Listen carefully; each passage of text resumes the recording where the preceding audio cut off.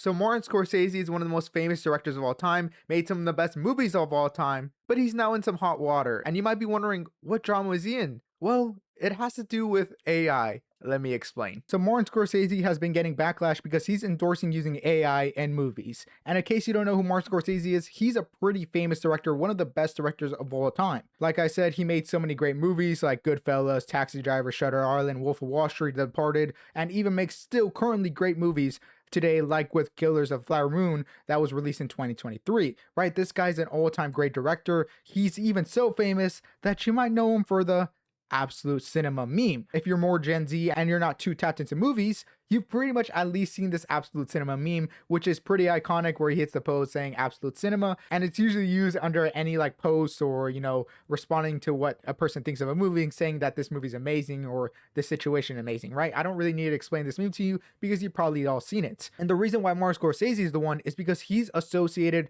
with being a cinema freak. He loves cinema, he loves the integrity of cinema. So for him to use AI, it's kind of crazy. Obviously, you've seen probably variations of this meme, like Absolute Cinema with Megamind and Absolute Cinema with Jeff the Landshark from Marvel Rivals. But Martin Scorsese, like I said, is associated with, wanting high class cinema and appreciating the art form of cinema and never wanting to degrade it, which is ironic because now he's supporting AI. And here's even an interview where he says Marvel movies aren't cinema because, I guess they're not high class or sophisticated enough, and says they're more like theme park movies because you're just there to have fun, but they're not real cinema. There's something else. The value of a film that's like a theme park film, for example, the Marvel type pictures, where the theaters become amusement parks.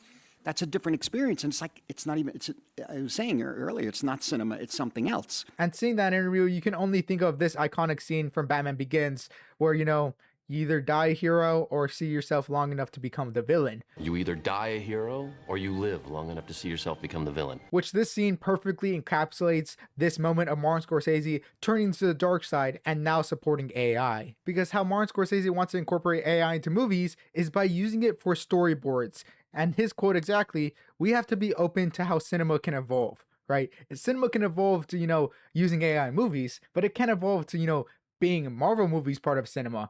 Interesting how he puts it, one, lines his pocket, makes him more money. One kind of brings down his money because it's more successful than some of his current movies. So, he has a grudge to it being a popcorn flick. And in case you're not really into movies and don't know what storyboards look like and why it's so bad to use AI for it, let me show you a popular example of some amazing storyboards used to create some amazing movies. So here's how a storyboard looks, right? It's pretty simple. Here's how they want the scene to look like in the storyboard on the left, and here's the final executed scene on the right. And this storyboard is from one of the best movies from the last decade, Parasite. Won Best Picture as a foreign film, was nominated for pretty much all of the nominations, and is an amazing movie. And I've seen it, and I can say it's amazing. But this movie doesn't get made without these amazing storyboards to help assist on the creative process. And since this movie was not made on a huge budget like Martin Scorsese modern films are, they have to be very meticulous with every scene they plan out so they cannot waste time or money shooting these scenes. Here's a couple other scenes on how this movie gets made. If we scroll down deeper, here's a better example of them planning out a whole entire scene, section by section, having notes, and here's the scene on the right where it's planned out and it's executed perfectly to make this amazing movie. And obviously you can look at the in-depth process on this Thomas Flight YouTube channel. They do a great job breaking down how this movie got made and how every single shot was planned meticulously to be an amazing full movie. And without the amazing storyboard process, this movie doesn't turn out as amazing as it did. But for Martin Scorsese, he wants to replace the job of the person who plans every single scene out with AI. And maybe Martin Scorsese doesn't appreciate storyboard process because this is how his storyboard process looked for Taxi Driver. Very simple, almost like childlike drawings, very few notes, maybe one or two sentences, and this is how the whole scene is planned out. When you compare it to this amazing storyboard process, maybe we can see why Martin Scorsese believes that an AI can take this job, because I don't know who was making the storyboard process. Maybe it was him because Taxi Driver was a low budget film, so maybe he created these storyboard process. But in my opinion, this film, Parasite, is a better looking film. I know that's a very controversial thing to say because Taxi Driver is a classic, but Parasite is way better looking because of the storyboard process that went into it. And because of the storyboard process, Parasite got a 99% on Rotten Tomatoes and a 90% as the fans, right? This movie is amazing, won so many Oscars, won Best Pictures as a foreign film, beat out amazing movies like The Joker, 1979, I forgot the exact name. All great movies, but this movie was just simply better. And that was because a huge part was the storyboard process. And personally, one of my favorite storyboard artists who created one of the biggest franchises of all time and has some amazing art doing it is H.I. Giger, who created the Alien franchise with these amazing pictures that are honestly so stunning to see. Even if you're a regular artist, you can appreciate how amazing his drawings are and how groundbreaking these drawings are because he kind of created the idea of modern aliens. Without H.I. Giger, the whole Alien franchise and the whole xenomorph design isn't as amazingly crafted without him working the storyboards. If we look at some of his other works, like this is this amazing storyboard process that still gets brought up to this day, and this movie was shot in the 70s. And this is what a good storyboard process can do. It can create a whole franchise just off of the designs. Here's an even in-depth look at the Alien storyboard artist. They use his drawings to create the scenes and they use the colors. All of this is just amazing to create an amazing movie that we all know as Alien 1, which is one of my favorite movies of all time and is one of the best horror slasher films ever made. Which is so crazy is because this director holds cinema as such a high regard that he considers Marvel movies, popcorn flicks, and they're not real cinema, they're something else. But when it comes to using AI to create storyboards and incorporate into movies, no, he doesn't care about that. That doesn't lower the quality of the cinema. That just, that's just an extra added step, an extra tool to him, as long as he gets some money under the table, gets some money in his pockets, right? When it comes to him making money, yeah, he can lower the quality of cinema, but when it's